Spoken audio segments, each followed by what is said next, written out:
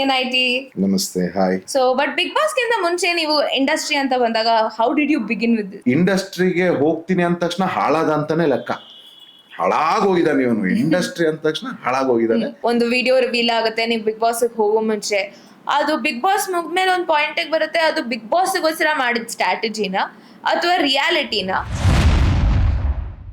ಇವತ್ತು ನನ್ನ ಮೇಲೆ ಏನು ಒಂದು ಇಂಥ ಕಿರುಕುಳ ಅಲಿಗೇಷನ್ಸ್ ಏನ್ ಬಂತು, it has become a business today. ಇದು ನನ್ನ ಮೇಲಲ್ಲ, ಸುಮಾರು ಇಂಡಸ್ಟ್ರಿಯಲಿಸ್ಟ್ ಮೇಲೆ ಆಗಿದೆ, ಸುಮಾರು ಪೊಲಿಟಿಕಲ್ ಲೀಡರ್ಸ್ ಮೇಲೆ ಆಗಿದೆ. ಇವತ್ತು ಹೈ ಪ್ರೊಫೈಲ್ ಅಲ್ಲಿರೋರು ಅಥವಾ ಈ ಮೀಡಿಯಾ ಫೀಲ್ಡ್ ಅಲ್ಲಿರೋರು ಬಹಳ ಕೇರ್ಫುಲ್ ಇರಬೇಕು. ಬಿಕಾಸ್ ನಮಗೆ ನಮ್ಮ ಹೆಸರೇ ದೊಡ್ಡದು. It was a very shocking. ನನಗೆ ಇದು ಏನ್ ಆಗ್ತದೆ, ನನ್ನ ಸ್ಟೇಷನ್ಗೆ ಹೋದಾಗ ಅಲ್ಲಿ ಸೆಕ್ಷನ್ಸ್ ಗಳಿದೆ. ಅಂದ್ರೆ ನಾನು ಏನೋ ಫೋಟೋ ಇಟ್ಕೊಂಡು ನಾನೇ ದುಡ್ಡಿಗೆ ಬ್ಲಾಕ್ ಮೇಲ್ ಅಂತ ಗತಿಗೆಟ್ಟಿಲ್ಲ ನಮಗೆ.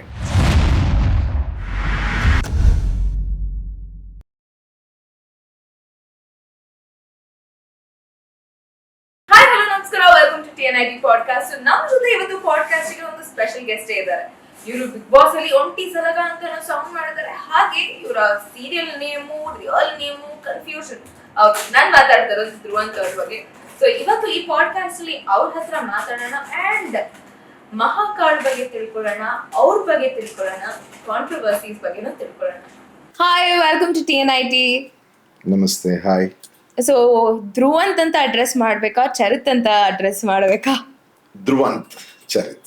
ಧ್ರುವಂತ್ ಚರಿತ್. ಸೊ ಜನರಿಗೆ ನಿಮ್ನ ಧ್ರುವಂತ್ ಅಂತ ಬಿಗ್ ಬಾಸ್ ಮೂಲಕ ಗೊತ್ತು, ಬಟ್ ನಾನ್ ನಿಮ್ನ ಪ್ರಾಬಬ್ಲಿ ತುಂಬಾ ವರ್ಷಗಳಿಂದ ಚರಿತ್ ಅಂತ ನೋಡ್ಕೊಂಡು ಬಂದಿದ್ದೀನಿ. So we can start off with how did you think about coming to the industry? ಇಂಡಸ್ಟ್ರಿಗೆ ಒಂದು ಆಕ್ಟರ್ ಆಗ್ಬೇಕು ಅಂತ ಇರ್ಲಿಲ್ಲ. ನಾನು ತುಂಬಾ ಚಿಕ್ಕವನಿರ್ಬೇಕಾದ್ರೆ ಟಿವಿಯಲ್ಲಿ ಒಂದು ಕಾರ್ಯಕ್ರಮ ಬರ್ತಾ ಇರುತ್ತೆ. ಅದರಲ್ಲಿ ಒಂದು ಹೆಸರಾಂತ ನಟರಿಗೆ ಅತ್ಯುತ್ತಮ ನಟನೆ ಪ್ರಶಸ್ತಿ ಸಿಗ್ತಾ ಇರುತ್ತೆ. ಸೊ ಅವರು ಸ್ಟೇಜಿಗೆ ಹತ್ಕೊಂಡು ಹೋಗಿ ಆ ಜನಗಳ ಪ್ರೀತಿ ಇದೆಲ್ಲ ಸಿಕ್ಕಿ ಅದನ್ನ ನೋಡಿದಾಗ ಅವಾಗ ಒಂದು ಮನ್ಸಲ್ಲಿ ನಾಳೆ ಒಂದ್ ದಿವಸ ನಾನು ಹೀಗಾಗ್ಬೇಕು, ನನಗೆ ಆ ಜನಗಳ ಪ್ರೀತಿ ಸಿಗ್ಬೇಕು ಅಂತ. ಸೊ ಪ್ಯಾರಲಲ್ಲಿ ಅದ್ರ ಜೊತೆ ಏನು ಅಂತಂದ್ರೆ ಸ್ಕೂಲ್ ಡೇಸ್ ಅಲ್ಲಿ ನಾನು ಸ್ಟೇಜ್ ಸ್ಕಿಟ್ ಮತ್ತೆ ಡ್ಯಾನ್ಸ್ ತುಂಬಾ ಆಕ್ಟಿವ್ ಇದ್ದೆ. ಸ್ಪೋರ್ಟ್ಸ್ ಅಲ್ಲಿ ಹುಟ್ಟಿದ್ದು ಬೆಳೆದಿದ್ದು ಎಲ್ಲ ಬೆಂಗಳೂರ, ಮಂಗಳೂರು, ಕೂರ್ಗು ಎಲ್ಲಾ ಕಡೆಯಿಂದನೂ ಯು ಹ್ಯಾವ್ ಕನೆಕ್ಷನ್ಸ್ ಅಲ್ವಾ? ಹೌದು. ಆಕ್ಚುಲಿ ನಾನು ಹುಟ್ಟಿದ್ದು ಬಂಟ್ವಾಳ, ದಕ್ಷಿಣ ಕನ್ನಡ ಜಿಲ್ಲೆಯಲ್ಲಿ. ನಮ್ಮ ತಾಯಿ ಬಂಟ್ವಾಳ ಇಂದ. ನಮ್ಮ ತಂದೆ ಕೂಡ ಅವರ ಮೂಲ ದಕ್ಷಿಣ ಕನ್ನಡನೇ. ಆದರೆ ನಮ್ಮ ತಂದೆ ನಮ್ಮ ಅಜ್ಜ ಅವರು ಈಸ್ ಅ ಲ್ಯಾಂಡ್ ಲಾರ್ಡ್ ಇನ್ ಕೊಡಗು. ಅವರು ತುಂಬಾ ದೊಡ್ಡ ಲ್ಯಾಂಡ್ ಲಾರ್ಡ್ ಆಗಿದ್ರು. ಸೊ ಹಾಗಾಗಿ ಇಲ್ಲೂ ಮನೆ ಇದೆ ನಮಗೆ, ಮಂಗಳೂರಲ್ಲೂ ಮನೆ ಇದೆ, ಕೊಡಗಲ್ಲೂ ಮನೆ ಇದೆ. ಸೊ ಡ್ಯಾಡಿ ಅಗ್ರಿಕಲ್ಚರ್ ಮತ್ತೆ ಅವ್ರದ್ದು ಬಿಸ್ನೆಸ್ ಅಲ್ಲೆಲ್ಲ ಕೂರ್ಗಲ್ಲಿ ಸೆಟ್ಲ್ ಆಗಿದ್ದಾರೆ. ಸೊ ಮಂಗಳೂರಲ್ಲೂ ಮನೆ ಇದೆ. ಸೊ ಇಲ್ಲಿ ಅಲ್ಲಿ ಟ್ರಾವೆಲ್ ಮಾಡ್ತಾ ಇರ್ತೀವಿ. ಸೊ ಹಾಗಾಗಿ ಮತ್ತೆ ನಮ್ಮ ತಂದೆ ಹೆಸರು ಬಾಲಪ್ಪ ಅಂತ. ತುಂಬಾ ಜನ ಅನ್ಕೊಂಡಿದ್ದಾರೆ ನಾನು ಕೂರ್ಗಿ ಅಂತ. ಸೊ ಬಟ್ ನಾನು ಓದಿದ್ದೊಂದು, ನಾನು ಮ್ಯಾಕ್ಸಿಮಮ್ 10 years ಮಾತ್ರ ಇದ್ದಿದ್ದು ಕೂರ್ಗಲ್ಲಿ. Then I have been out for my studies and post graduations ಎಲ್ಲ ಹೊರಗಡೆ ಇದ್ದಿದ್ದೆ ನಾನು ವರ್ಕಿಂಗ್. ಸೊ ಅಲ್ಲಿಂದ ಕೂರ್ಗ್ ಒಂದು 10 years ಅಲ್ಲಿ, ದೆನ್ ಸ್ಟಡೀಸ್ ಹೊರಗಡೆ ಇದೆ. ಬಟ್ ಮೂಲ Mangaluru, settled in Coorg and man. That's lovely. So ಎಡ್ಡೆ ತುಳು ಪಾತರ್ಪರಿ. My Tulu is ಸ್ವಲ್ಪ ಆ ಕಡೆ ಈ ಕಡೆ, but then your Tulu is amazing. I've seen a lot of things related to Big Boss. So but Big Boss ಗಿಂತ ಮುಂಚೆ ನೀವು ಇಂಡಸ್ಟ್ರಿ ಅಂತ ಬಂದಾಗ how did you begin with this? Which was your first project? I come from a very humble family. ನಮ್ಮ ಫ್ಯಾಮಿಲಿಯಲ್ಲಿ it's impossible to think also. ಅಂದ್ರೆ ಈ artistic industry ನಮ್ಮ ಫ್ಯಾಮಿಲಿಲೂ ಇಲ್ಲ. ಮತ್ತೆ mine is a very big family, ತುಂಬಾ ದೊಡ್ಡ ರೆಪ್ಯೂಟೆಡ್ ಫ್ಯಾಮಿಲಿ ನಮ್ದು. ನಮ್ಮ ಅಜ್ಜನ್ಗೆ 13 ಜನ ಮಕ್ಕಳು. My dad is a 4th one. So ತುಂಬಾ ದೊಡ್ಡ ಫ್ಯಾಮಿಲಿ, ತುಂಬಾ ಜನ. ಇನ್ಫ್ಯಾಕ್ಟ್ ಮತ್ತೆ ಮಂಗಳೂರಲ್ಲಿ ಹೈಲಿ ಆರ್ಥೋಡಾಕ್ಸ್ ನಮ್ದು ಕಲ್ಚರ್ ಇದೆಲ್ಲ. ಇಂಡಸ್ಟ್ರಿಗೆ ಹೋಗ್ತೀನಿ ಅಂದ ತಕ್ಷಣ ಹಾಳಾದ ಅಂತಾನೆ ಲೆಕ್ಕ. ಹಾಳಾಗೋಗಿದ್ದಾನೆ ಇವನು. ಇಂಡಸ್ಟ್ರಿ ಅಂದ ತಕ್ಷಣ ಹಾಳಾಗೋಗಿದ್ದಾನೆ ಏನು. ಸೊ ನನಗೆ ತುಂಬಾ ಸ್ಕೂಲ್ ಡೇಸ್ ಇಂದಾನು ಕಾಂಪಿಟೇಷನ್ ಅನ್ನೋದು ಹುಚ್ಚು ನನಗೆ. ತುಂಬಾ ಅವಾರ್ಡ್ಸ್ ಎಲ್ಲ ತಗೊಂಡಿದ್ದೀನಿ. ಕಾಲೇಜಲ್ಲೂ ಅಷ್ಟೇ. I have been a university champion. Nitte Karkala degree ಮಾಡಿದ್ ನಾನು. ಸೊ ಇಂಟರ್ ಕಾಲೇಜ್ ಫೆಸ್ಟ್ ಗಳಾಗ್ತಾ ಇರುತ್ತೆ ಯೂನಿವರ್ಸಿಟಿ ಲೆವೆಲ್ ಅಲ್ಲಿ. So I have won highest awards in my college. So ಆಗ್ಲಿಂದಾನೇ ಸ್ಟೇಜ್ ಇದಂತಂದ್ರೆ ಹುಚ್ಚು. ಅಂಡ್ ಆಕ್ಟಿಂಗ್, ನನಗೆ ಕತೆ ಬರೆಯೋದು, ಕಂಟೆಂಟ್ ಕ್ರಿಯೇಟ್ ಮಾಡೋದು ಇದಂದ್ರೆ ಬಹಳ ಇಷ್ಟ. ನಮಗೆ ಅಂತದ್ ಇವೆಂಟ್ಸ್ ಎಲ್ಲ ಬರ್ತಾ ಇತ್ತು, ಡಿಬೇಟ್ಸ್, ಮತ್ತೆ ಆನ್ ಸ್ಪಾಟ್ ನೀವು ಕಂಟೆಂಟ್ ರೆಡಿ ಮಾಡಿ ಪ್ರೆಸೆಂಟ್ ಮಾಡಬೇಕು. ಸೊ ಇದ್ರಲ್ಲಿ ತುಂಬಾ ಅವಾರ್ಡ್ಸ್ ಎಲ್ಲ ಗೆದ್ದಿದ್ದೀನಿ. ಸೊ ಆಗಿಂದನೇ ಈ ಕ್ಷೇತ್ರದಲ್ಲಿ ನಾನು ಏನಾದ್ರೂ ಮಾಡ್ಬೇಕು ಅಂತ. ಆದ್ರೆ ಎಕ್ಸ್ಟ್ರಾ ಕರಿಕ್ಯುಲರ್ ಜಾಸ್ತಿ ಇತ್ತು. ಓದೋದ್ರ ಬಗ್ಗೆ ಹೇಗಿತ್ತು ನಿಮ್ಮ ಇಂಟ್ರೆಸ್ಟ್? ಹೇಟ್ ಬುಕ್ಸ್, ಓದೋದ್ರ ಬಗ್ಗೆ ಇಂಟ್ರೆಸ್ಟ್ ಇಲ್ಲ. ಪುಸ್ತಕಕ್ಕೂ ನನಗೂ ಆಗ್ ಬರಲ್ಲ. ನಾನೊಂದ್ ಜಾಗದಲ್ಲಿ ಕೂತು that's why I left my corporate job. ಒಂದು ಬುಕ್ ತಗೊಂಡಿದ್ದೀನಿ, ಮೆಲುಹಾ ಅಂತ. ಅದನ್ನ ಏನಾದ್ರೂ ಮಾಡಿ ನನ್ನ ಜೀವನದಲ್ಲಿ ಈ ಬುಕ್ ನೊಂದು ಫುಲ್ ಓದ್ಬೇಕು ಅಂತ. 4 ಪೇಜ್ ಮ್ಯಾಕ್ಸಿಮಮ್ 10 ಪೇಜ್ಗಿಂತ ಮುಂಚೆ ಹೋಗೇ ಇಲ್ಲ. 5 ವರ್ಷ ಆಯ್ತು ಆ ಬುಕ್ ತಗೊಂಡು. ಸೊ ಅದೇನೋ ನನಗೆ ಐ ಡೋಂಟ್ ನೋ, ಬಟ್ ಈ ರೀತಿ ವಿಜುವಲ್ ಈಗ ಯೂಟ್ಯೂಬ್, ಗೂಗಲ್ ಏನಿದೆ ತುಂಬಾ, ಅದ್ರಲ್ಲಿ ತುಂಬಾ ತಗೊಳ್ತೀನಿ ನಾಲೆಜ್. ಸೊ ಡಿಗ್ರಿ ಮಾಡ್ಕೊಂಡೆ, ಪಾಸ್. ಕಾಲೇಜಲ್ಲಿ ಏನ್ ಕೇಳಿಸ್ಕೊತೀನಿ ಅಷ್ಟೇ, ಪಾಸ್. ಆದ್ರೆ ಹೀಗೆ ಹೊರಗಡೆ ಎಕ್ಸ್ಟ್ರಾ ಕರಿಕ್ಯುಲರ್ ತುಂಬಾ ಇದ್ರಲ್ಲಿದ್ದೆ. ಎಲ್ಲದಕ್ಕೂ ಅವಾರ್ಡ್ಸ್, ಎಲ್ಲ ಟೂರ್ನಮೆಂಟ್ಸ್ ಅಲ್ಲೂ. I got campus selected also. ನಾನು ಹಾಂಗ್ಕಾಂಗ್ ಶಾಂಘೈ ಬ್ಯಾಂಕಿಂಗ್ ಕಾರ್ಪೊರೇಷನ್ ಅಲ್ಲಿ ಸ್ಟಾರ್ಟೆಡ್ ಮೈ ಕೆರಿಯರ್ ವಿತ್. ಆಗ್ಲೂ ಧೈರ್ಯ ಇಲ್ಲ. ಅಪ್ಪ ಅಮ್ಮನ್ಗೆ ನನಗೆ ಈ ಕ್ಷೇತ್ರದಲ್ಲಿ ನಾನು ಬೆಳಿಬೇಕು ಅಥವಾ ಇಂಥ ಆಕ್ಟಿಂಗ್, ಇಂಥ ಟ್ರೈನಿಂಗ್ ಹೋಗ್ಬೇಕು ಹೇಳ್ಕೊಳ್ಳೋದಕ್ಕೆ ಧೈರ್ಯ ಇಲ್ಲ. ಅದಾಯ್ತು. ಆ ಕಂಪನಿಲಿದ್ದ I was in a very beautiful job, Hong Kong Shanghai Banking Corporation. ಅದಾದ ನಂತರ ಡೆಲ್ ಕಂಪ್ಯೂಟರ್ಸ್ ಅಲ್ಲಿ ಸೀನಿಯರ್ ಟೆಕ್ ಸಪೋರ್ಟ್ ಅಸೋಸಿಯೇಟ್ ಆಗಿ ಸಿಗುತ್ತೆ. ಆಗ ಒಳ್ಳೆ ಸ್ಯಾಲ್ರಿ ಅದು. ನಾವು ಆ ಟೈಮಲ್ಲಿ 30-35 ಸಾವಿರ ಅಂದ್ರೆ ಒಳ್ಳೆ ಸ್ಯಾಲ್ರಿ ಆ ಟೈಮಲ್ಲಿ. ಅದ್ರಲ್ಲಿ ಸಿಗುತ್ತೆ. ಟೆಕ್ ಸಪೋರ್ಟ್ ಅಸೋಸಿಯೇಟ್ ಆಗಿ ರಿಸೆಷನ್ ಟೈಮ್ ಅಲ್ಲಿ ಒಳ್ಳೆ ಜಾಬ್ ಸಿಗುತ್ತೆ ನನಗೆ. I started there. ಅದನ್ನು ಸೇಮ್ ಒಂದು ಜಾಗದಲ್ಲಿ ಕೂತ್ಕೊಂಡು system and calls and all that tech support ಇಲ್ಲ. ಐ ವಾಂಟ್ ಸಮಥಿಂಗ್ ಮೋರ್, ನನಗೆ ಎಕ್ಸ್ಪೋಜರ್ ಬೇಕು, something more. Then I applied for airline, ಜೆಡೆವಿಸ್. ಕೂತ್ಕೊಂಡು ಅಪ್ಲೈ ಮಾಡಿದೆ ನನ್ನ ಆಫೀಸಲ್ಲಿ. ಕಾಲ್ ಬಂತು, ಇಂಟರ್ವ್ಯೂ ಬಂತು ರಾಮಯ್ಯ ಕಾಲೇಜಲ್ಲಿ. ನನಗೆ ಇಂಟರ್ವ್ಯೂ ಇದಕ್ಕೆ ಬಂತು. I got selected. I resign the job. I flew Bombay for training. So ಅಲ್ಲಿ ನಂದು ಟ್ರೈನಿಂಗ್ ಮುಗಿದ ತಕ್ಷಣ ನನ್ನ ಇಂಟರ್ನ್ಯಾಷನಲ್ ಫ್ಲೈಟ್ ಹಾಕಿದ್ರು. So I was like travelling 10 countries a month. So 4.5 years life was like boom. What is the difference ಆಗಿನ life ಸ್ಟೈಲ್ಗೂ ಇವಾಗಕ್ಕೆ ಏನ್ ವ್ಯತ್ಯಾಸ ಇದೆ? ಬಿಕಾಸ್ ಬಹಳಷ್ಟು ಟ್ರಾವೆಲ್ ಮಾಡ್ತಿದ್ರಿ, you got to learn a lot from travel also, I believe.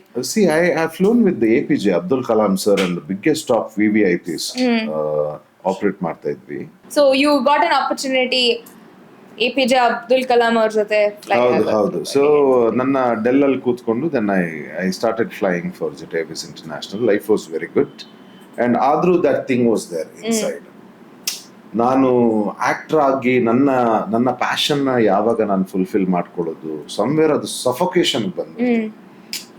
ಅಂದ್ರೆ like ತುಂಬಾ ಯಂಗ್ ಅಲ್ಲೇ ಐ ಜಾಯಿನ್ಡ್. ಅಂದ್ರೆ ಡಿಗ್ರಿ ಮುಗಿಸಿದ ತಕ್ಷಣ I didn't take time. 1.5 year ಅಲ್ಲಿ HSBC ಇರ್ಬೇಕಾದ್ರೆ ಡೆಲ್ ನನಗೆ ಒಳ್ಳೆ ಆಫರ್ ಕೊಡ್ತು. ಡೆಲ್ 8 months ಇರ್ಬೇಕಾದ್ರೆ ಐ ಲೈಕ್ ಫ್ಲೈ. ಸೊ ಎಲ್ಲೂ ಟೈಮೇ ವೇಸ್ಟ್ ಆಗ್ಲಿಲ್ಲ. Early 20s ನಂದೆಲ್ಲ 22, 23 I was like ಬಂದು ಫ್ಲೈಯಿಂಗ್ ಅಲ್ಲಿ ಅಲ್ಲೇ ಸ್ವಲ್ಪ ಜಾಸ್ತಿ ಟೈಮ್ ಇದ್ದಿದ್ದು ನಾನು ಅಲ್ಲಿ 4.5 years ಐ ವಾಸ್ ಫ್ಲೈಯಿಂಗ್. ನಂತರ ಏನಾಯ್ತು, ಇಲ್ಲ ಇದು ಮಾಡ್ಬೇಕು ಅಂತ. ಆ ಟೈಮಲ್ಲಿ ಏನಾಯ್ತು, I use to come holiday. ನಂದು ಬೇಸ್ ಕೊಚ್ಚಿನ್ ಅಲ್ಲಿತ್ತು. ಸೊ ನಾನು ಅಲ್ಲಿಂದ ಬ್ಯಾಂಗ್ಳೂರ್ ಬರ್ತಾ ಇದ್ದೆ. I use to come stay 1-2 ದಿವಸ ಇಲ್ಲಿದ್ದು ಪಾರ್ಟಿ ಮಾಡಿ then I use to go Mangalore. ನನ್ನ ಮನೆಗೆ ಕೂರ್ಗ, ಇಲ್ಲದ್ರೆ Mangalore I use to go. So ಬಂದಾಗ ನಮ್ಮ ಬೆಕ್ಕಿನ ಕಣ್ಣು ಅರವಿಂದ್ ಇದಾರೆ, ಈಸ್ ಅನ್ ಆರ್ಟಿಸ್ಟ್. ಅವ್ರು ಯಾವತ್ತೂ ಒಂದು ತುಂಬಾ, ನಾನು ಕಾಲೇಜಿಂದ ಬಂದ ತಕ್ಷಣ ಒಂದು ಶೂಟಿಂಗ್ ಅಲ್ಲಿ ಸಿಕ್ಕಿದ್ರು ಅವರು. ಸೊ ಅವರು ಮಂಗಳೂರಿನವರು, ಆ ಕಡೆ ದಕ್ಷಿಣ ಕನ್ನಡದವರು. ಸೊ ಹಾಗಾಗಿ ಒಂದು ಬಾಂಡಿಂಗ್ ಆಗಿ ಅವ್ರ ನಂಬರ್ ಇತ್ತು. ನಾನು ಏರ್ಪೋರ್ಟ್ ಇಂದ I was in the cab. Airport ಇಂದ ಸಿಟಿಗೆ ಬರ್ತಾ ಇದೀನಿ. ಅವ್ರದ್ದು ಯಾವ್ದೋ ಪೊಲೀಸ್ದೊಂದು ಇದರಲ್ಲಿ ಪೋಸ್ಟರ್ ಕಾಣಿಸ್ತು. ನಾನು ಕ್ಯಾಶುಯಲ್ ಆಗಿ ಅವರು ಫೋನ್ ಮಾಡಿದೆ, ಸರ್ ಹೇಗಿದ್ದೀರಿ, ನಿಮ್ದು ಪೋಸ್ಟರ್ ಹ್ಯಾಂಡ್ಸಮ್ ಪೊಲೀಸ್ ನೀವು ಕಾಣ್ತಾ ಇದೀರಿ, ನಮ್ಗೊಂದು ಚಿಕ್ಕ ರೋಲ್ ಕೊಡಿ, ಕಳ್ಳ ಮಾಡ್ತೀಯಾ ಅಂತ ಅಂದ್ರು. ಅಯ್ಯೋ, ನೀವು ಹೇಳೋದ್ ದೊಡ್ಡ, ನಾವು ಮಾಡೋದ್ ದೊಡ್ಡ.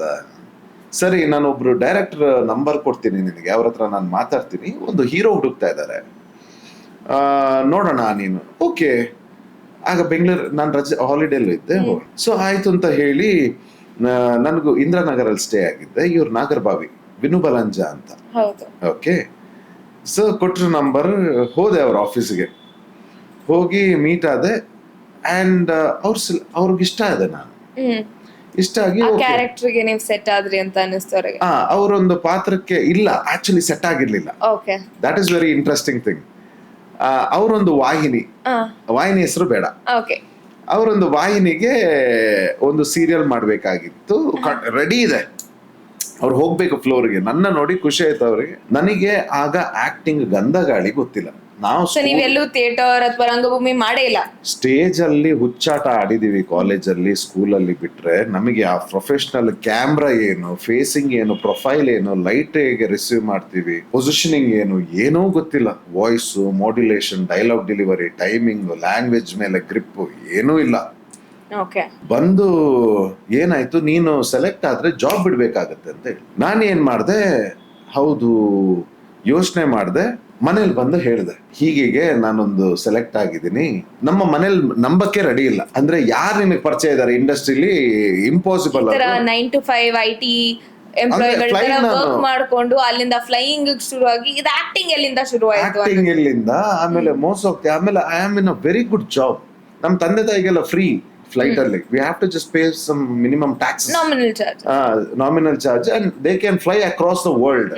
ಇಂಥ ಜಾಬ್ ಅವರು ಚೆನ್ನಾಗಿ ಓಡಾಡ್ತಾ ಇದಾರೆ ಫ್ಲೈಟ್ ಅಲ್ಲಿ. ನಂದು ಲೈಫ್ ಸ್ಟೈಲ್ ಹಾಗಿದೆ. Because we are suppose to stay in 5-star hotel, flight company take care of you like that, because we are brand ambassador. ಹಿಂಗೆಲ್ಲ ಈ ಪ್ರೊಫೈಲ್ ಅಲ್ಲಿ ಇದ್ದು ಇವನು ಇಲ್ಲಿ ಆಕ್ಟಿಂಗ್, ಸೀರಿಯಲ್ ಆಕ್ಟಿಂಗ್ ಅಂತ ಇದ್ದಾನೆ, ಏನ್ ಕತೆ ಅಂತ. ಐ ಪ್ರಾಮಿಸ್ ದಮ್, ಇದು ವರ್ಕೌಟ್ ಆಗ್ಲಿಲ್ಲ ಅಂದ್ರೆ I get back to flying. And ಒಂದು ಚಾನ್ಸ್ ನನಗೆ ತುಂಬಾ ಆಸೆ ಇದೆ. ಡ್ಯಾಡಿ ಅಪ್ಸೆಟ್, ಅಮ್ಮ ಅಪ್ಸೆಟ್. ಡ್ಯಾಡಿ ಇದ್ರ ಬಗ್ಗೆ ನನ್ನ ಹತ್ರ ಮಾತಾಡ್ಲೇಬೇಡ ಅಂದ್ಬಿಟ್ಟು, ಅಪೋಸ್ಡ್ ಎಟ್ ಹೋಮ್, ಟೋಟಲಿ ಇದ್ರ ಬಗ್ಗೆ ನನ್ನ ಹತ್ರ ಮಾತಾಡ್ಲೇಬೇಡ, ನಿನ್ನ ಇಷ್ಟ ಏನ್ ಮಾಡ್ಕೋಬೇಕು ಅಂತ. ರಾತ್ರಿ ಇಡೀ ಯೋಚನೆ ಮಾಡಿದೆ. ತಮ್ಮ ಬಂದ, ತಮ್ಮನ ಹತ್ರ ಹೇಳ್ದೆ, ಬೆಳಿಗ್ಗೆ 6 ಗಂಟೆಗೆ ನನ್ನ ಏರ್ಪೋರ್ಟ್ ಬಿಡಬೇಕು, 7 ಗಂಟೆ ಫ್ಲೈಟ್, 7-7:30 ಫ್ಲೈಟ್ ಬ್ಯಾಂಗ್ಳೂರ್ಗೆ, ಮಂಗಳೂರಿಂದ ಬ್ಯಾಂಗ್ಳೂರ್ಗೆ. I am quitting my job, I am going for my passion ಅಂತ. ಅಣ್ಣ ಏನ್ ಕತೆ ನಿಂದು? ಇಲ್ಲ, ನನಗೆ ಹೇಳಕ್ಕೂ ಇಷ್ಟ ಇಲ್ಲ ಮನೆಯಲ್ಲಿ. ಅಂದ್ರೆ ನಾವೊಂದು ಎಕ್ಸ್ಪೆಕ್ಟ್ ಮಾಡ್ತಿದೀವಿ, ಹೌದಾ ನಿನಗೆ ಇಷ್ಟ ಇದೆಯಾ, ನೋಡು ಒಂದು if you are so much ಅಂತ. ನನಗೆ ಅದು ಸಿಗ್ಲಿಲ್ಲ. ಬೆಳಿಗ್ಗೆ ಅರ್ಲಿ ಮಾರ್ನಿಂಗ್ ಬಿಟ್ಟ ಏರ್ಪೋರ್ಟ್ಗೆ, ಅಮ್ಮನ್ಗೆ ಹೇಳಿಲ್ಲ, ಅಪ್ಪನ್ಗೆ ಹೇಳಿಲ್ಲ, ಬ್ಯಾಂಗ್ಳೂರ್ಗೆ ಬಂದೆ. ಬ್ಯಾಗ್ ಎತ್ಕೊಂಡು ಬಂದು ವಿನೋಬಲಂಜರ್ ಆಫೀಸ್ ಮೇಲೆ ಇಟ್ಬಿಟ್ಟು, ಸರ್ ಜಾಬ್ ಬಿಟ್ಟಿದ್ದೀನಿ, ಮನೆ ಬಿಟ್ಟಿದ್ದೀನಿ, ಎಲ್ಲ ಬಿಟ್ಟಿದ್ದೀನಿ, ನೀವೇ ನನಗ್ ದೇವ್ರು, ಎಲ್ಲಿಗಾದ್ರೂ ಹಾಕಿ ಅಂತ. ಎಲ್ಲಿರ್ತೀಯ ಮಾರ್ಯ ನನಗ್ ಗೊತ್ತಿಲ್ಲ. ಮೇಲ್ಗಡೆ ಎಡಿಟಿಂಗ್ ಸೂಟ್ ಪಕ್ಕ ಗೋಡೌನ್ ಇದೆ, ನೀನು ಒಂದ್ ಸ್ವಲ್ಪ ದಿವಸ ಅಲ್ಲಿ ಅಡ್ಜಸ್ಟ್ ಮಾಡ್ಕೊಳ್ಳೋದಾದ್ರೆ ನೋಡು. ಓಕೆ, 5-star ಹೋಟೆಲ್ ಇಂದ ಚಾಪೆಗೆ ಬಂದ್ವಿ. ಹಾಸಿಗೆ ಇಲ್ಲ, ಏನು ಇಲ್ಲ, ಬಂದಿದ್ದೆ. ಅವ್ರ ಪಾಪ ಏನ್ ಮಾಡ್ತಾರೆ. ದಿಸ್ ಇಸ್ 2014-15-16 ಅಲ್ಲಿ. ಸೊ ಬಂದೆ, ಇಮಿಡಿಯೇಟ್ ಸೀರಿಯಲ್ ಅದು ಏನ್ ಶುರು ಆಗ್ಬೇಕಿತ್ತು, ಶೂಟಿಂಗ್ ಎಲ್ಲ ಆಯ್ತು, ಪೈಲಟ್ ಕಳ್ಸಿದ್ರು. ಚಾನೆಲ್ ಇಂದ ಬರುತ್ತೆ, ಇವನ್ ಯಾರು ಹೀರೋ, ಇವನಿಗೆ ಕ್ಯಾಮ್ರಾ ಸೆನ್ಸ್ ಇಲ್ಲ, ಇವನಿಗೆ ಆಕ್ಟಿಂಗ್ ಬರಲ್ಲ, ಇವನು ಇರೋ ರೀಪ್ಲೇಸ್ ಮಾಡಿ ಇಮಿಡಿಯೇಟ್ ಅಂತ. ಏನ್ ಗುರು ಹೀಗಾಯ್ತು, ಜಾಬ್ ಬಿಟ್ಟಿದೀನಿ, ಇಲ್ಲಿ ಇದಾಯ್ತು. ಡೈರೆಕ್ಟರ್ ಫೋನ್ ಮಾಡಿ ಹೀಗೆ ಹೇಳ್ತಾ ಇದಾರೆ, ಒಂದ್ ಕೆಲಸ ಮಾಡ್ತೀನಿ, ಲೀಡ್ಗೆ ಒಂದ್ ಸ್ವಲ್ಪ ಎಕ್ಸ್ಪೀರಿಯನ್ಸ್ಡ್ ಆಗ್ತೀನಿ, ನಿನ್ನ ತಮ್ಮನೋ ಫ್ರೆಂಡೋ ಕ್ಯಾರೆಕ್ಟರ್ ಆಗ್ತೀನಿ, ನಿನಗೊಂದು ಟ್ರೈನಿಂಗ್ ತರ ಆಗುತ್ತೆ, then will see in future project. ನನ್ನ ಲಕ್ಕಿಗೋ, ನನ್ನ ಬ್ಯಾಡ್ ಲಕ್ಕಿಗೋ ಏನಾಗುತ್ತೆ, ಆ ಪ್ರಾಜೆಕ್ಟ್ ಏನಾಗುತ್ತೆ, ಟೇಕ್ ಆಫ್ ಆಗಲ್ಲ. ಸರ್ ಜೊತೆ ಏನೋ ಅವ್ರಿಗೆ ಭಿನ್ನಾಭಿಪ್ರಾಯ ಆಗಿ ಚಾನಲ್ ಯಾವ್ದೋ ಒಂದು ಇದ್ರಲ್ಲಿ ಟೇಕ್ ಆಫ್ ಆಗಲ್ಲ. ಇಮಿಡಿಯೇಟ್ ಆಗಿ ಸ್ಟಾರ್ಟ್ ಆಗ್ಬೇಕಾಗಿರೋ ಸೀರಿಯಲ್ ಅದು ಹೋಗ್ತಾರೆ, ಇನ್ನೊಂದು ಅವ್ರಿಗೆ ಪ್ರಾಜೆಕ್ಟ್ ಬರುತ್ತೆ. It takes 8-9 months. ನಾನು ಜಾಬ್ ಎಲ್ಲ ಬಿಟ್ಟು ನನ್ನ ಸೇವಿಂಗ್ಸ್ ಎಲ್ಲ ಖತಮ್ ಆಗಿ 0 ಅಕೌಂಟ್ ಅಲ್ಲಿ 100, we use to see lakhs, 100 ಬಂದು ನಿಲ್ತು, 100 rupees ಬಂದು ನಿಲ್ತು. ಎಲ್ಲಿವರೆಗೆ ಅಂತಂದ್ರೆ ಚಿಕನ್ ತಿನ್ನಕ್ ಆಸೆ. ಆಗ 5-star ಹೋಟೆಲ್ ಅಲ್ಲಿ ಇದ್ದಿದ್ದು ಊಟ, 7 ಕಾಂಟಿನೆಂಟಲ್ ಡಿಶಸ್ ಹಿಂಗೆ ಕಣ್ಣು ಚೂಸ್ ಮಾಡಿ ಎಲ್ಲಿಗೆ ಬಂದೆ ಅಂತಂದ್ರೆ ಚಂದ್ರ ಲೇಔಟ್ ಅಲ್ಲಿ ಕೆನರಾ ಬ್ಯಾಂಕ್ ಇದೆ. ಕೆನರಾ ಬ್ಯಾಂಕ್ ಚಂದ್ರ ಲೇಔಟ್, ಅದ್ರದ್ದು ಅಪೋಸಿಟ್ ಇರೋದು KFC. ಮನೇಲಿ 1 ವರ್ಷ ಮಾತಾಡೇ ಇಲ್ಲ. ನಾನು ಇದೀನೋ ಇಲ್ವೋ, ಏನಾಗ್ತದೆ, ಅಮ್ಮಂದು ಫೋನ್ ಇಲ್ಲ, ಅಪ್ಪಂದು ಫೋನ್ ಇಲ್ಲ, ಮನೆ ಕಂಪ್ಲೀಟ್ ಬಿಟ್ಟು ಬಂದಾಗ. ತಮ್ಮ ಯಾವ್ದಾದ್ರು ಅಪರೂಪಕ್ಕೆ ಅವ್ನು ಇಲ್ದೇ ಇದ್ರು ಅಷ್ಟಕ್ಕಷ್ಟೇ, ಏನಾದ್ರು ಇಂಪಾರ್ಟೆಂಟ್ ಕೆಲಸ ಇದ್ರೆ ಮಾಡ್ತಾ ಇದ್ದ. ಎಲ್ಲಿದ್ದೀನಿ, ಏನ್ ಕತೆ, ಡ್ಯಾಡಿನೂ ಫೋನ್ ಇಲ್ಲ, ತಾಯಿನೂ ಫೋನ್ ಇಲ್ಲ. 100 ರೂಪಾಯಿ ಇದೆ, ಏನ್ ಮಾಡೋದು, 2 kg ಅಕ್ಕಿ ಬರುತ್ತೆ, 1 kg ಅಕ್ಕಿ ತಗೊಳ್ಳೋಣ, ಇನ್ನೊಂದ್ ಸ್ವಲ್ಪ ಮೊಟ್ಟೆ ತಗೊಳ್ಳೋಣ, ಅಟ್ಲೀಸ್ಟ್ ಮೊಟ್ಟೆ ರೈಸ್ ಅಲ್ಲಿ ಮ್ಯಾನೇಜ್ ಮಾಡೋಣ. 100 ರೂಪಾಯಿ ಇದೆ, ಏನ್ ಮಾಡ್ಲಿ, ಚಿಕನ್ ತಿನ್ನಕ್ ಆಸೆ, KFC 100 ರೂಪಾಯಿ ಇದೆ. ನನಗೆ ಸಾಲ ಕೇಳಕ್ ಇಷ್ಟ ಇಲ್ಲ ಯಾರತ್ತಾದ್ರೂ. ಪ್ರಾಜೆಕ್ಟ್ ಸ್ಟಾರ್ಟ್ ಆಗಿಲ್ಲ.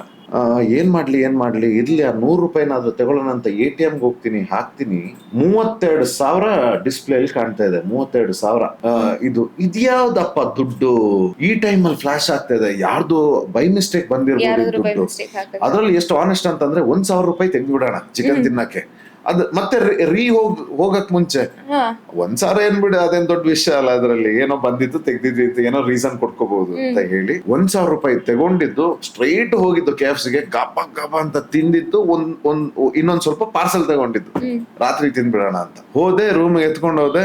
ಆದ್ರೂ ಕೊರಿತಾ ಇದೆ ಇದು 32,000. ತಮ್ಮನ್ ಮಾಡ್ದೆ, ಸುಮಾರು ದಿವಸ ಆದ್ಮೇಲೆ ತಮ್ಮನ್ ಮಾಡ್ದೆ. ಅವ್ರಂತೂ ಹಾಕೋರಂತೂ ಅಲ್ಲ, ಅಷ್ಟು ಪ್ರೀತಿಸೋರು ಯಾರು ಇಲ್ಲ ನಮಗೆ, ಪಾಪ ಇರ್ಲಿ ಏನು ಅಕೌಂಟ್ ನಂಬರ್ ಗೊತ್ತಿಲ್ಲ ಅವ್ರಿಗೆ. ನಾನ್ ತಮ್ಮನ ಹತ್ರ ಕೇಳ್ದೆ, ಏನಾದ್ರೂ ಇಂಥದ್ದು ಆಕ್ಟಿವಿಟಿ ಆಗಿದ್ಯಾ? ಇಲ್ಲ ಅಂತ ಅಂದ. ಎಲ್ಲಿಂದ ಮತ್ತೆ ಅದೇ ಬ್ಯಾಂಕಿಗೆ ಹೋದೆ. ನನಗ್ ಬ್ಯಾಂಕಿಗೆ ಹೋಗಿ ಕೇಳಕ್ಕೂ ಭಯ, ಮತ್ತೇನಾದ್ರು ರಿವರ್ಸ್ ಇಲ್ಲಿ ಸ್ವಲ್ಪ ಸಿಚುವೇಶನ್ ಟೈಟ್ ಇದೆಯಲ್ಲ. ಹೋಗಿ ಕೇಳ್ದೆ, ಹಾಗಂದ್ರು ನಂದು ಯಾವ್ದೋ ಪೇಮೆಂಟ್ ಇದು ಸ್ಯಾಲ್ರಿ ಬರೋದು ಡೆಲ್ ಅಲ್ಲಿ ಕೆಲಸ ಮಾಡ್ತಾ ಇದ್ನಲ್ಲ, ಅದು ಆ ಟೈಮ್ ಅಲ್ಲಿ ಬಂದಿದೆ ನನ್ನ ಅಕೌಂಟಿಗೆ. ಅಂದ್ರೆ this is what God miracle, when you are there ಅವ್ರು ಯಾವ್ಯಾವ ರೂಪದಲ್ಲಿ ಬರ್ತಾರೆ ಅನ್ನೋದು. ದಿಸ್ ಇಸ್ ನನಗೆ ತುಂಬಾ ಭಗವಂತ ಏನ್ ಈ ಸಿಚುವೇಶನ್ ಕೊಟ್ಟೆ, ನನಗೊಂದು ಚಿಕನ್ ತಿನ್ನಕ್ಕೆ ಆ ಟೈಮಲ್ಲಿ ಇಟ್ ಈಸ್ ದೇರ್. ಇಮಿಡಿಯೇಟ್ ಆಗಿ ಇನ್ನೊಂದು ಪ್ರಾಜೆಕ್ಟ್ ಅದು ಆದ ತಕ್ಷಣ, ಆ 32,000 ಬಂದ ತಕ್ಷಣ 1 ಮಂತ್ ಅಲ್ಲಿ ಇನ್ನೊಂದು ಪ್ರಾಜೆಕ್ಟ್ ಇದಾಗುತ್ತೆ. ನಂದು ಏನು ಅಮೆಚೂರ್ ಆಕ್ಟಿಂಗ್ ಏನಿತ್ತು ನಂದು, ಅಷ್ಟು ಅದೇ ಕ್ಲಿಕ್ ಆಗುತ್ತೆ. Lovalavike it was a super hit. ನನ್ನ debut Lovalavike under the same production, ಅವ್ರದ್ದೇ, ವಿನು ಬಲಂಜ ಅವ್ರದ್ದೇ. ನಂದು ಜಿ ವಾಹಿನಿಗೆ ನನ್ನ ಮೊದಲನೇ ಡೆಬ್ಯೂ ಬರುತ್ತೆ ಲವ್ಲವಿಕೆ. ಅವತ್ತು ಶುರು ಆಗುತ್ತೆ ನನ್ನ ಜರ್ನಿ. ಲವ್ಲವಿಕೆ, ಅಮ್ಮ, ಸರ್ಪ ಸಂಬಂಧ, ಮುದ್ದು ಲಕ್ಷ್ಮಿ, ಓ ಮುದ್ದು ಮನಸ್ಸೆ, ಮನಸಾರೆ, ವೈಫ್ ಆಫ್ ಕೃಷ್ಣಮೂರ್ತಿ, ಕಲಿಸುಂದಾಮ್ರ, ಇಟ್ ಗೋಸ್ ಟು ಬೆಸ್ಟ್. ಯಾವಾಗ ಒಂದು ವಾಹಿನಿ ನಮ್ಮನ್ನ ಆಕ್ಟಿಂಗ್ ಬರಲ್ಲ ಅಂದಿದ್ರು, ಅದೇ ಚಾನೆಲ್ 2 ಅತ್ಯುತ್ತಮ ನಟನೆ ಪ್ರಶಸ್ತಿ ಬರುತ್ತೆ.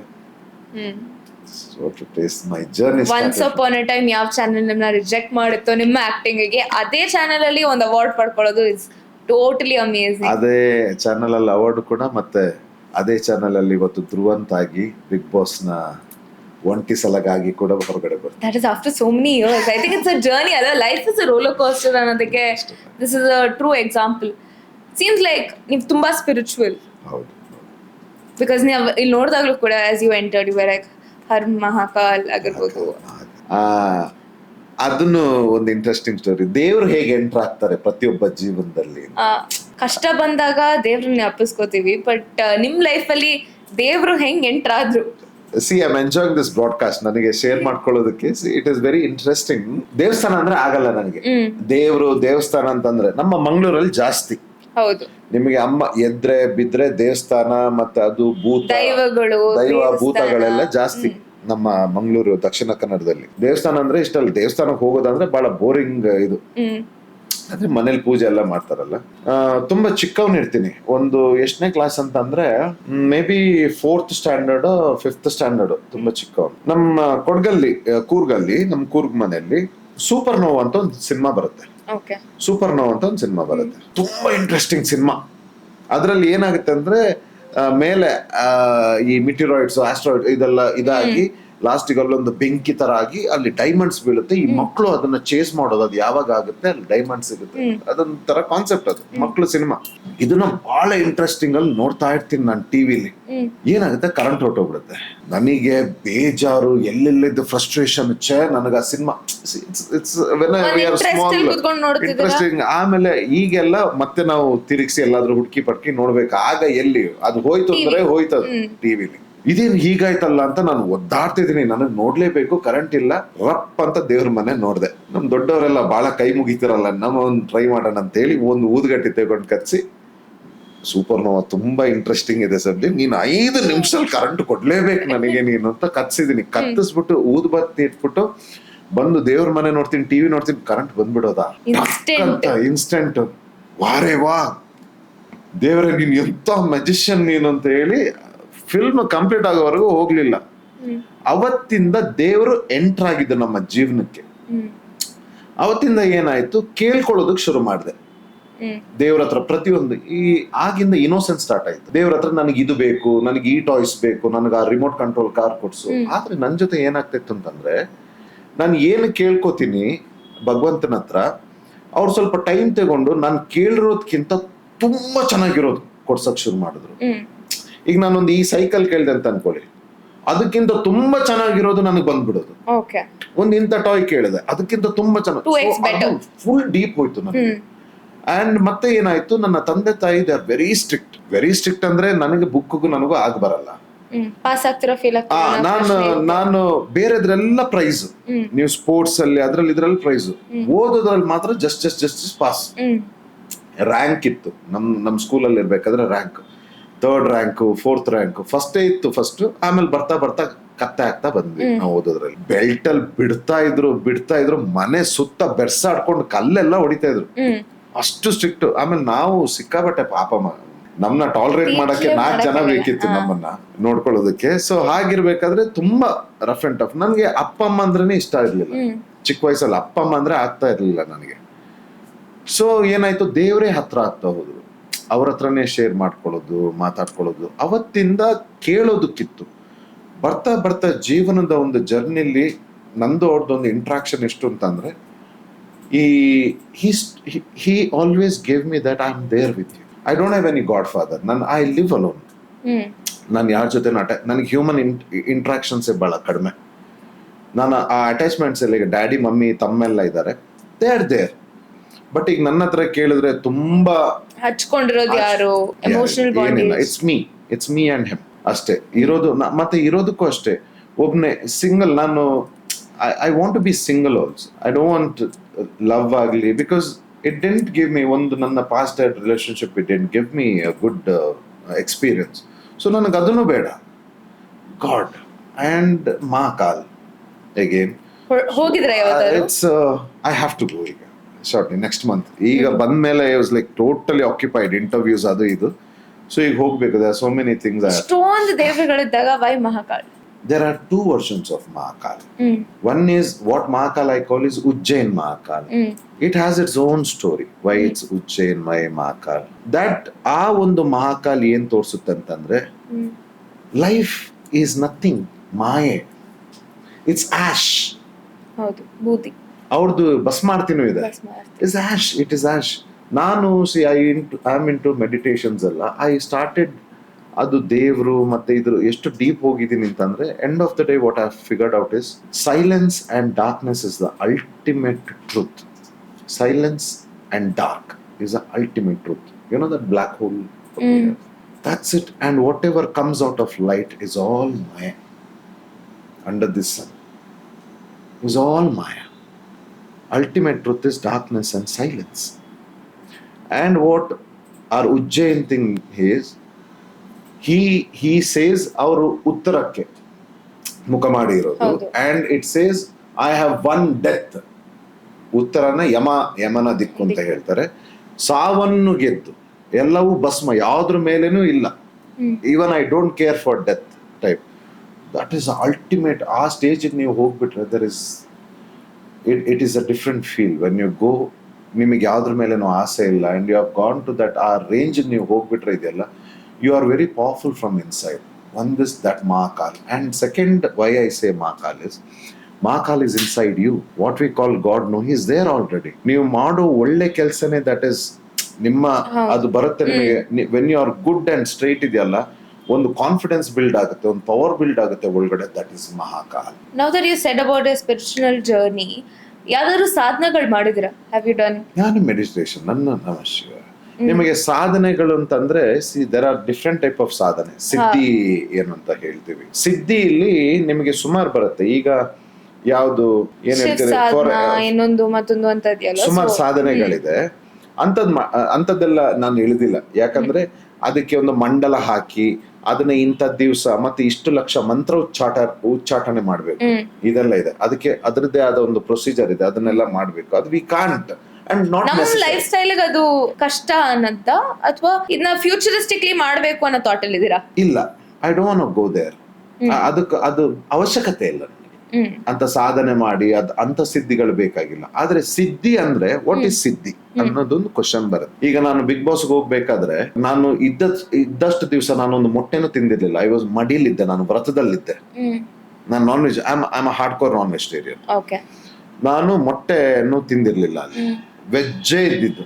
ನಾನು ಬಹಳ ಮಡಿಲಿ ಅಲ್ಲಿ ಆಟ ಆಡಿದ್ದು ಬಿಗ್ ಬಾಸ್ ನ. ಸೊ ಸಿದ್ಧಿ, ನೋ ವಾಟ್ ಇಸ್ ಸಿದ್ಧಿ, ಬಿಗಿನಿಂಗ್ ದ ಅರ್ಲಿ ಸ್ಟೇಜ್ ಸಿದ್ಧಿ ಅಂತ ಹೇಳ್ತೀನಿ. ಈಗ ಶಬರಿಮಲೆ ಕೂಡ ಅದೇ ಕಾನ್ಸೆಪ್ಟ್, ಸೈಂಟಿಫಿಕ್, ನಮ್ಮ ಸ್ಪಿರಿಚುವಲ್ ಸನಾತನ ಹಿಂದೂ ಧರ್ಮ ಬೇರೆ, ಸನಾತನ ಈಸ್ ನಥಿಂಗ್ ಬಟ್ ಸೈನ್ಸ್. ಅದನ್ನ ನಮ್ಮ ಧರ್ಮ ಅಂತ ಅಂದ್ರೆ ಇದನ್ನ ಕಟ್ಟುನಿಟ್ಟಾಗಿ ಪಾಲಿಸಿ ನಿಮಗೆ ಒಳ್ಳೇದಾಗುತ್ತೆ ಜೀವನದಲ್ಲಿ ಅಂತ ಅಂದ್ರೆ ಈ ಸೈನ್ಸ್ ಹೀಗೆ ಇರಬೇಕು ಹೀಗೆ. ಸೊ ಸಿದ್ಧಿ ಅಂತ ನಾವು ಹ್ಯೂಮನ್, ಹಿ ಈಸ್ ಒಂದು ಎನರ್ಜಿ, ಎನರ್ಜಿ ಅದನ್ನ ಅನ್ಕಂಟ್ರೋಲಬಲ್. ನಿಮಗೆ ಏನಾಗುತ್ತೆ ಅಂದ್ರೆ ಚಿಕ್ಕದ್ರಿಂದ ಒಂದು ಎನರ್ಜಿ ಹೇಗೆ ಹ್ಯೂಮನ್ ಫಾರ್ಮ್ ಅಲ್ಲಿ ಇರುತ್ತೆ ಅಂತಂದ್ರೆ ನಿಮಗೆ ಸಾಕಷ್ಟು ಆಕರ್ಷಣೆಗಳಿದೆ, ಈ ಸುತ್ತ ಸಾಕಷ್ಟು ಆಕರ್ಷಣೆಗಳಿದೆ. ನಿಮ್ದು ಯಾವುದೇ ಆಗಿರ್ಬೋದು, ಕೆಟ್ಟದಾಗಿರ್ಬೋದು ಒಳ್ಳೇದಾಗಿರ್ಬೋದು, ಆಕರ್ಷಣೆ ಇದೆ. ಫ್ರೀಲಿ ಫ್ಲೋ ಆಗ್ತಾ ಇರುತ್ತೆ, ನಮ್ಮ ಎನರ್ಜೀಸ್ ಫ್ರೀ ಫ್ಲೋ ಆಗ್ತಾ ಇರುತ್ತೆ. ಈಗ ಒಬ್ರಿಗೆ ಡ್ರಿಂಕ್ಸ್ ಇಷ್ಟ ಅಂದ್ರೆ ಡ್ರಿಂಕ್ಸ್, ಆ ಡ್ರಿಂಕ್ಸ್ ನಶೆ ಯಾವಾಗ ಬರುತ್ತೆ, ಅಥವಾ ಬ್ಯಾಡ್ ಸಿಗರೇಟ್, ಡ್ರಗ್ಸ್ ಆಗ್ಲಿ, ಡ್ರಿಂಕ್ಸ್ ಆಗ್ಲಿ, ಅಥವಾ ಬೇರೆ ಬೇರೆ ಅಡಿಕ್ಷನ್ಸ್ ಇರುತ್ತೆ, ಅದ್ರದ್ದು ಅಟ್ರಾಕ್ಟ್ ಆದಾಗ ನೀವು ಅದ್ರದ್ದೇನು ರಿಸಲ್ಟ್ ಇದೆ ಅದು ಸಿಗ್ತಾ ಹೋಗುತ್ತೆ. ಏನಾಗುತ್ತೆ, ಇಟ್ ಸ್ಟಾರ್ಟ್ ಕಿಲ್ಲಿಂಗ್ ಇಟ್. ಈಗ ನೀವು ಒಳ್ಳೆ ಊಟ, ವ್ಯಾಯಾಮ, ಇದ್ರದ್ದು ನಶೆ ಹಿಡಿದ್ರೆ ನಿಮಗೆ ಅದ್ರದ್ದು ರಿಸಲ್ಟ್ ಬರ್ತಾ ಹೋಗುತ್ತೆ, ನಿಮಗೆ ಬಿಲ್ಡ್ ಆಗ್ತೀರಿ, ಹೆಲ್ದಿ ಆಗ್ತೀರಿ. ಸೊ ಈ ರೀತಿ ನಾನಾ ಆಕರ್ಷಣೆ ಇರುತ್ತೆ. 42 ದಿವಸ ಒಂದು ನಿಮಗೆ ಮಾಡ್ಲಿಕ್ಕೆ ಇರುತ್ತೆ. ಮನುಷ್ಯ ಬಿಗ್ ಬಾಸ್ ಹೋಗೋ ಮುಂಚೆ ಯು ಡಿಡ್ ಸಮ್ ಪ್ರೊಸೀಜರ್? ಇಲ್ಲ, ನಾನು ತುಂಬಾ ವರ್ಷಗಳಿಂದ ಒಂದು ಮಾಡ್ತಾ ಇದ್ದೀನಿ. ನಾನು ವರ್ಷಕ್ಕೆ 1 ಅಥವಾ 2 ಸಲ 42 ದಿವಸ ನಾನು ಕಂಪ್ಲೀಟ್ ಮಡಿಲಿರ್ತೀನಿ. ಅಂತಂದ್ರೆ ವೆಜ್ ಫುಡ್, ದಿನಕ್ಕೆ ಇಷ್ಟು ನಾನು ಏನು ಮಂತ್ರ ಹೇಳ್ತೀನಿ, ವಿಚ್ ನನ್ನ 108 ಸಲ ಏನು ಹೇಳ್ತೀನಿ, ಅದನ್ನ ಹೇಳಿ ಬಹಳ ಶುದ್ಧದಲ್ಲಿರ್ತೀನಿ. ಬಹಳ ಶುದ್ಧದಲ್ಲಿ, ಮಡಿ ಅಂತಂದ್ರೆ ಅಷ್ಟು ಕ್ಲೀನ್. ನಾನು ಯಾವ್ದು ನಾನ್ ವೆಜ್ ಆಗ್ಲಿ ಇದು ತಿನ್ನಲ್ಲ. ಬಹಳ ಶುದ್ಧದಲ್ಲಿ ಸ್ನಾನ ಮಾಡಿ, ಆದಷ್ಟು ತಣ್ಣೀರ್ ಸ್ನಾನ ಮಾಡಿ, ಪೂಜೆ ಪ್ರತಿದಿನ, ಮ್ಯಾಕ್ಸಿಮಮ್ ಟೆಂಪಲ್ ಸುತ್ತಿ. ನಿಮಗೆ ಆ 42ನೇ ದಿವಸ ನಿಮ್ಮ ಒಂದು ಒಳಗಡೆ ಒಂದು ಎನರ್ಜಿ ಒಂದು ಫಾರ್ಮ್ ಆಗಿರುತ್ತೆ. ನಿಮಗೆ ಆಗ ಒಂದು ಬೇರೆದೇ ಡೈಮೆನ್ಷನ್ ನಿಮಗೆ ಸಿಗ್ತಾ ಹೋಗುತ್ತೆ. ಆಮೇಲೆ ನಿಮ್ಮ ಒಳಗಡೆ ಒಂದು ಎನರ್ಜಿ ಹೇಗೆ ಬಿಲ್ಡ್ ಆಗಿರುತ್ತೆ ಅಂತಂದ್ರೆ ಆ ಕಾನ್ಫಿಡೆನ್ಸ್, ಆ ಎನರ್ಜಿನೇ ಬೇರೆ. ಅದು ಮೊದಲನೇ ಬಾರಿಗೆ ಒಬ್ಬ ವ್ಯಕ್ತಿ ಮಾಡಿದಾಗ 3 ಸ್ಟೇಜ್ ಬರುತ್ತೆ. ಅದರಲ್ಲಿ ಮೊದಲನೇ ದಿವಸ ಸ್ಟಾರ್ಟ್ ಮಾಡ್ತೀರಿ, 4-5ನೇ ದಿವಸ ಆದಾಗ ಟೆಂಪ್ಟೇಷನ್ ಶುರು ಆಗುತ್ತೆ. ಚಾಕ್ಲೇಟ್ ತಿನ್ಬೇಕು, ನಾನ್ ವೆಜ್ ತಿನ್ಬೇಕು, ಡೈಲಿ ಡ್ರಿಂಕ್ಸ್ ಮಾಡ್ತಾ ಇದ್ದೆ, ಬಿಯರ್ ಕುಡಿತಾ ಇದ್ದೆ, ಇವತ್ತೊಂದು ಹೊರದು ಬಿಡೋಣ. ಎಷ್ಟೋ ಜನ ಅಲ್ಲೇ ಫ್ಲಿಪ್ ಆಗಿ ಹೋಗ್ತಾರೆ ಆ 1 ವಾರ ಗ್ಯಾಪ್ ಅಲ್ಲಿ. ನೀವು 1 ವಾರ ದಾಟಿ 10ನೇ ದಿವಸ ದಾಟಿ ಅಡಾಪ್ಟ್ ಆಗುತ್ತೆ ಬಾಡಿ. 10th 12th ಡೇಟಿಗೆ ಅಡಾಪ್ಟ್ ಆಗುತ್ತೆ. 12th ಇಂದ 20th ಡೇ ವರೆಗೆ ಒಂದು ಫೇಸ್ ಸ್ಟಾರ್ಟ್ ಆಗುತ್ತೆ. ರಿಯಲೈಸೇಷನ್ ಆಟೋಮೆಟಿಕ್ ಬ್ರೈನ್ ಎಲ್ಲಿಗೆ ಹೋಗುತ್ತೆ ಗೊತ್ತಾ, ನಿಮ್ದು ರೀಸೆಟ್ಟಿಂಗ್ ಹೋಗುತ್ತೆ. ರೀಸೆಟ್ಟಿಂಗ್ ಆದಾಗ ನೀವು ಮಾಡ್ಕೊಂಡು ಬಂದಿದ್ದ ಎಲ್ಲಾ ಜರ್ನಿ ನೆನಪಾಗುತ್ತೆ ಚಿಕ್ಕದ್ರಿಂದ. ನಿಮಗೆ 30th ಡೇ ವರೆಗೆ, 30th ಡೇ ನೀವು ಡೇಟ್ ಬೇಕಾದ್ರೆ ಇಲ್ಲಿ 30th ಡೇ ವರೆಗೆ ಹೆಂಗಾಗುತ್ತೆ ಅಂತಂದ್ರೆ you can't see your face in the mirror. ಅಂದ್ರೆ ನಾನು ಮಾಡ್ಕೊಂಡು ಬಂದಿದ್ದ ಎಲ್ಲಾ ತಪ್ಪುಗಳು, ನಾನು ಎಲ್ಲಿ ಇರ್ಬೋದಿತ್ತು ಇವತ್ತು, ಎಲ್ಲಿದ್ದೀನಿ, ಎಲ್ಲವೂ ಸುತ್ಕೊಂಡು ಹೊಡೆದಂಗೆ ಇರುತ್ತೆ. ನಮಗೆ ನಮ್ಮ ಮುಖನೇ ನೋಡಕ್ಕಾಗಲ್ಲ. 30ನೇ ದಿವಸದಲ್ಲಿ 30ರಿಂದ 32ನೇ ದಿವಸಕ್ಕೆ ಏನಾಗುತ್ತೆ ಗೊತ್ತಾ, ಏನೋ ಒಂದು ಶರೀರದಿಂದ ದೊಡ್ಡ ಭಾರ ಇಳಿದಾಗ ಆಗುತ್ತೆ. ಅಹಂ, ಗರ್ವ, ಬುದ್ಧಿ ಅಷ್ಟೊತ್ತಿಗೆ ರಿಯಲೈಸೇಷನ್ ಹಿಟ್ ಆಗಿರುತ್ತೆ ನಿಮಗೆ. ಈ 32 ದಿವಸದಲ್ಲಿ ರಿಯಲೈಸೇಷನ್ ಹಿಟ್ ಆಗಿರುತ್ತೆ. ಶಾಂತವಾಗಿರುತ್ತೆ. ಬಾಡಿಲಿ ಅಷ್ಟೊತ್ತಾಗ್ಲೇ ನಿಮ್ದು ನಾನ್ ವೆಜ್ ಎಲ್ಲ ಬಿಟ್ಟಿರ್ತೀರಿ, ವೆಜ್ ಅಲ್ಲಿ ಇರ್ತೀರಿ, ಸ್ಕಿನ್ ಒಳ್ಳೆ ಕಲರ್ ಬರಕ್ ಶುರು ಆಗಿರುತ್ತೆ. ಆಗ ಏನಾದ್ರೂ ಒಳ್ಳೆ ಪ್ರಾಕ್ಟೀಸಸ್ ಅಂದ್ರೆ ABC ನಮ್ದು ಜ್ಯೂಸಸ್ ಏನಿದೆ, ಬೀಟ್ರೂಟ್, ಕ್ಯಾರೆಟ್ ಜ್ಯೂಸ್, ನಿಮ್ಮ ಮುಖದಲ್ಲಿ ನಿಮ್ಮ ಬಾಡಿ ಚೇಂಜಸ್ ಕಾಣ್ತಾ ಇರುತ್ತೆ. 40th day 40th day you are happy for no reason. You are just happy for no reason. ನಿಮಗೆ ಯಾವುದೂ ಬೇಡ, ನಿಮಗೆ ಯಾವ ವ್ಯಸನ ಬೇಡ, ಯಾವ ಅಡಿಕ್ಷನ್ ಬೇಡ. You are just happy for no reason. And ಆಮೇಲಿಂದ ಎವ್ರಿಥಿಂಗ್ ಇಸ್ ಪಾಸಿಟಿವ್. ನಿಮ್ಮ ವೈಬ್ರೇಷನ್ನೇ ಬೇರೆ. ಒಬ್ರು ನೋಡಿದಾಗಲೇ ಗೊತ್ತಾಗುತ್ತೆ this person is carrying some charm in him ಅಂತ. ಸೊ ಇದಾದ್ಮೇಲೆ ನನ್ನ ಲೈಫಲ್ಲಿ ತುಂಬಾ ದೊಡ್ಡ ಟ್ರಾನ್ಸ್ಫಾರ್ಮೇಶನ್ ಆಗಿ, after that I got polished. ಇಲ್ಲದ್ರೆ ಅದಕ್ಕಿಂತ ಮುಂಚೆ ಸಿಕ್ಕಾಬಟ್ಟೆ wild, nothing could control me. Short temper, ದೇವಸ್ಥಾನಕ್ಕೆ ಹೋಗ್ತೀನಿ, ಸಾಯಂಕಾಲ ಪಾರ್ಟಿನೂ ಮಾಡ್ತಾ ಇರ್ತೀನಿ. ಈಗ ಗೊತ್ತಲ್ಲ ಟ್ರೋಲ್, ಏನಪ್ಪ ಜಯಮಾಕಾಲ್ ಹೇಳ್ತಾನೆ ಇಲ್ಲಿ ಪಾರ್ಟಿಗೆ ಹೋಗ್ತಾನೆ, ಓಪನ್ ಆಗೇ ಹೇಳ್ತೀನಿ, ನಾನೊಬ್ಬ ಗೋರಿನೇ, ಹೆಣವನ್ ತಿನ್ನಲ್ಲ ಅಷ್ಟೇ. ಬೆಳಿಗ್ಗೆ ದೇವಸ್ಥಾನಕ್ಕೆ ಹೋಗ್ತೀನಿ, ಸಾಯಂಕಾಲ ಚೆನ್ನಾಗಿ ಪಾರ್ಟಿನೂ ಮಾಡ್ತೀನಿ. ನಾನು ಓಪನ್ ಆಗಿ ಹೇಳ್ತೀನಿ. ಆಮೇಲೆ ಟ್ರೋಲ್ ಗಿಲಿ ಪೇಜಸ್ ಗಳಿಗೆ ಇವ್ರಿಗೆಲ್ಲ ವಿ ಡೋಂಟ್ ಕೇರ್ ಓನ್ಲಿ.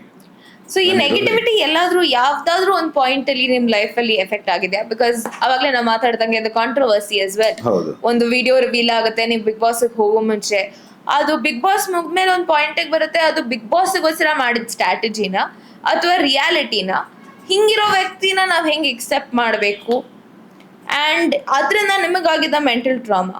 ಇವತ್ತು ನನ್ನ ಮೇಲೆ ಏನು ಒಂದು ಇಂಥ ಕಿರುಕುಳ ಅಲಿಗೇಷನ್ಸ್ ಏನ್ ಬಂತು, it has become a business today. ಇದು ನನ್ನ ಮೇಲಲ್ಲ, ಸುಮಾರು ಇಂಡಸ್ಟ್ರಿಯಲಿಸ್ಟ್ ಮೇಲೆ ಆಗಿದೆ, ಸುಮಾರು ಪೊಲಿಟಿಕಲ್ ಲೀಡರ್ಸ್ ಮೇಲೆ ಆಗಿದೆ. ಇವತ್ತು ಹೈ ಪ್ರೊಫೈಲ್ ಅಲ್ಲಿರೋರು ಅಥವಾ ಈ ಮೀಡಿಯಾ ಫೀಲ್ಡ್ ಅಲ್ಲಿರೋರು ಬಹಳ ಕೇರ್ಫುಲ್ ಇರಬೇಕು. ಬಿಕಾಸ್ ನಮಗೆ ನಮ್ಮ ಹೆಸರೇ ದೊಡ್ಡದು, ನಮ್ಮ ಇಮೇಜೇ ದೊಡ್ಡದು ಅಂಡ್ ಆ ವೀಕ್ನೆಸ್ ಗೊತ್ತೀಗ. ಈ ವೀಕ್ನೆಸ್ ನ ಎನ್ಕ್ಯಾಶ್ ಮಾಡ್ಕೊಂಡ್ರೆ ನಾವು ಎಷ್ಟು ಬೇಕಾದ್ರೂ ಸುಲಿಗೆ ಮಾಡ್ಬೋದು ಅಂತ. ಬರ್ತಾರೆ, ನೋಡ್ತಾರೆ, ಕ್ಲೋಸ್ ಆಗ್ತಾರೆ, ಹತ್ರ ಬರ್ತಾರೆ, ಅವರ ಕಷ್ಟಗಳನ್ನ ಹೇಳ್ಕೊತಾರೆ. ನಾವು ಹೀಗಿಗೆ ನಿಮ್ಮ ಮೇಲೆ ಬಹಳ ಅಭಿಮಾನ ಇದೆ, ನಾವೇನ್ ಮಾಡ್ತೀವಿ, ಈ ಸ್ಟೋರಿ ಕೇಳ್ತೀವಿ, ಬೀಳ್ತೀವಿ, ಹೆಲ್ಪ್ ಮಾಡಿದ್ರೆ ಒಳ್ಳೇದು, ನಮಗೆ ದೇವ್ರು ಒಳ್ಳೇದು ಮಾಡ್ತಾನೆ, ಹೆಲ್ಪ್ ಮಾಡಿದ್ರೆ ಒಳ್ಳೇದು, ನಾವು ಮಾಡ್ತೀವಿ, ಒಂಚೂರು ಮಾಡ್ತೀವಿ. ಸಾಲ ಅಂತ ತಗೊಳ್ತಾರೆ, ಸಾಲ ರಿಟರ್ನ್ ಕೊಡಿ ಅಂತ ಬರ್ತೀವಿ, ದುಡ್ಡು ಬರಲ್ಲ, ನಮ್ಮ ಮೇಲೆ ಅಲಿಗೇಷನ್ಸ್ ಬರುತ್ತೆ. So this has become a business. So ಇದು ನನ್ನ ಜೊತೆನೂ ಆಯ್ತು. ನನ್ನ how did you take it and social ಮೀಡಿಯಾಲಿ ಜನ ಅದನ್ನ ಹೆಂಗ್ ತಗೊಂಡ್ರು? It was a very shocking. ನನಗೆ ಇದು ಏನ್ ಆಗ್ತದೆ, ನನ್ನ ಸ್ಟೇಷನ್ಗೆ ಹೋದಾಗ ಅಲ್ಲಿ ಸೆಕ್ಷನ್ಸ್ ಗಳಿದೆ. ಅಂದ್ರೆ ನಾನು ಏನೋ ಫೋಟೋ ಇಟ್ಕೊಂಡು ನಾನೇ ದುಡ್ಡಿಗೆ ಬ್ಲಾಕ್ ಮೇಲ್ ಅಂತ ಗತಿಗೆಟ್ಟಿಲ್ಲ ನಮಗೆ.